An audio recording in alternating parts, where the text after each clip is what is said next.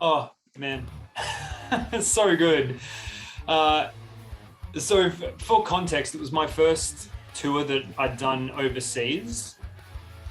So I basically was greeted to a raucous crowd full of people cheering and singing every single word to every song. And it was about the best way that I could have started an overseas adventure. It was absolutely incredible.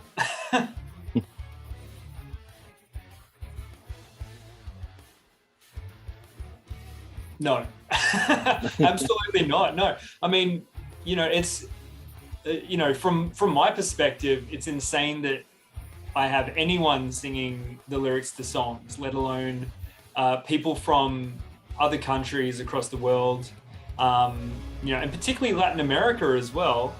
Having not known that metal was such a big part of the community over the music community over there, so it definitely took me by surprise, I think. I remember being backstage at Blondie, and we're all sort of standing around in a circle, and we could hear people chanting Caligula, and I was just like, for a moment, sort of like a little bit of a tear, and just like, this is going to be a really, really good show.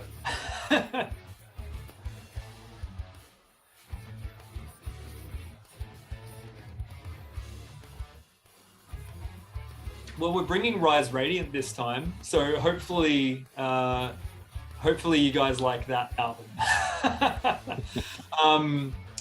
Last time we were there, we were touring on the back of In Contacts, and it was our first time in Latin America, so we were having to squish all of this music from 4 albums basically into one set and try and figure out what would really work and what people really wanted to hear. This time we've got a bit more freedom because we've got another album on top, Rise Radiant is hopefully something that really translates in Latin America and in Chile as well.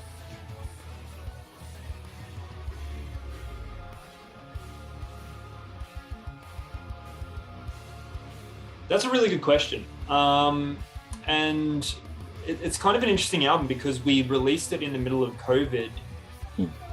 What it ended up becoming versus what we intended it to be about, I think, are 2 different things. So the album is in essence about these ideas of hope, of legacy, of happiness, trying to celebrate some of these interesting parts, and at the same time bringing in what Caligula's Horse have always done well, which is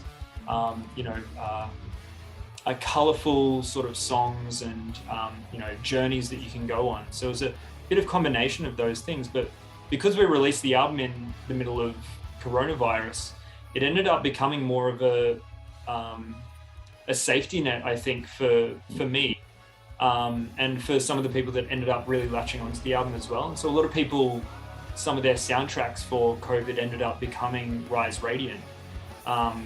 And there's a bit of an honor for having that happen because it was such a tumultuous period for people. And to have an album sort of serve that purpose and help people out in that way, I think is pretty important.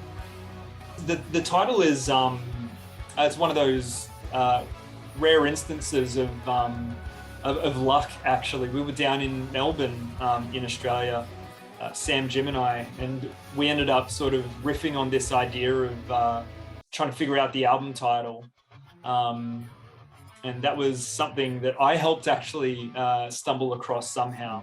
But yeah, you're right. The message of Rise Radiant is sort of this imperative, stand up and feel good about yourself and rise better, become better, all of those things. And I think that message itself, surrounded by the context of the world in the last few years, is very important.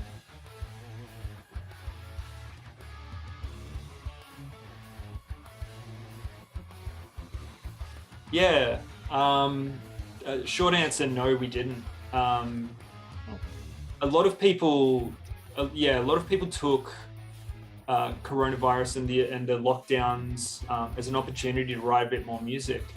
And the darker side of Caligula's Horse in the last few years, in all honesty, is that we lost that fire. You know, Rise Radiant was the album that we had poured all of our hearts into. It was this watershed moment for the band as well, you know, sort of this coming together, me joining the band as well. It was all of my hopes sort of come to light, this band that I was such a big fan of, and all of a sudden I get to play in it. Yeah. And so watching those sort of dreams wash away, this album that was supposed to take us across the world to share it with a whole bunch of people, ended up getting not what it deserved, in my opinion, which is the full treatment, the full spa treatment of Rise Radiant. And so, yeah, during lockdown, we all sort of, in our own way, faced this pretty severe sense of death within what we were doing in our musical careers. You know, in so many different ways, people around the world experienced that. For us, it was watching what we built our entire careers around sort of fade into the background for a few years. And so we really didn't write anything during coronavirus, to be honest.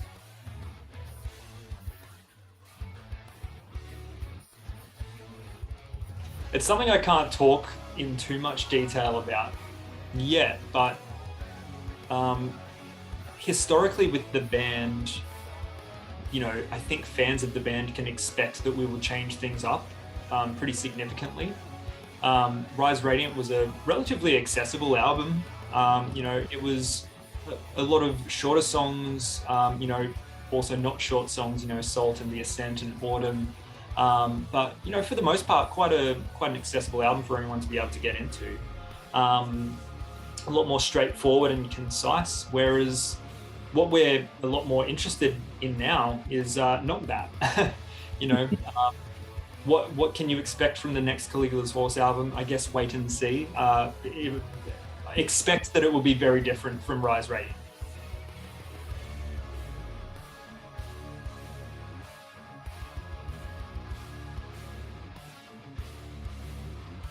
Yeah, you know, I think with Caligula's Horse, we, because we're so separated from everything, we're in Australia, there's a little bit of a divide in that. You know, we don't get to tour over the world and, or easily, I should say. It's very hard to tour over the world. So I guess we see ourselves sticking to ideals. You know, we have certain ideals within the band that we don't really deter from. You know, when it comes to our production, we have very clear vision for what we want to do with our music. You know, we want to present very human, very emotional performances. And I think that's something that really connects with people, or at least I hope it does. You know, the ability to listen to a Caligula's Horse record and really hear the person behind it and connect with it. And to create music that sincerely moves someone. That is at the forefront of what we really do. And so when we're writing music, that's what we're concerned with. You know, does this idea make me feel something or anything? Yes, it does. Well, hopefully, you know, I'm a person, I feel things, hopefully other people will feel that as well. So I think that's where we sort of sit in the landscape of bands, very emotional and sincere music.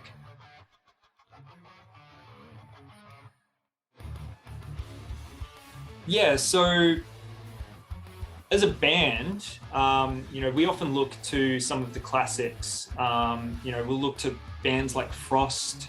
You know, Dream Theater as well is always there. You can never deny the influence that Dream Theater has had on us as progressive metal musicians.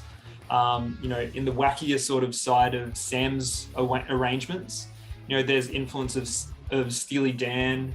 You know, we look even a little bit more outward from that. Ambient artists as well, Oliver Arnolds, and, you know, some more minimalist piano style music, Nils Fromm. There's a really broad variety of music that Caligula's Horse sort of draws from.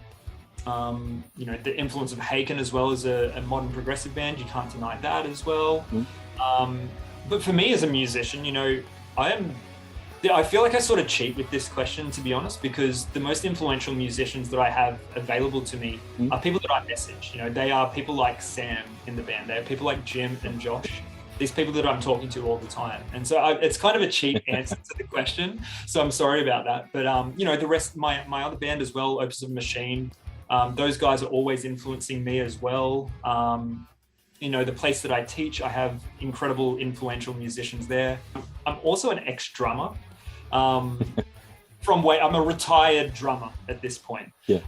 But I'm always looking at drummers just being like, what are you guys doing? It's sick. So yeah, it's actually a lot of Aussie performers that I'm a massive fan of as well. But yeah.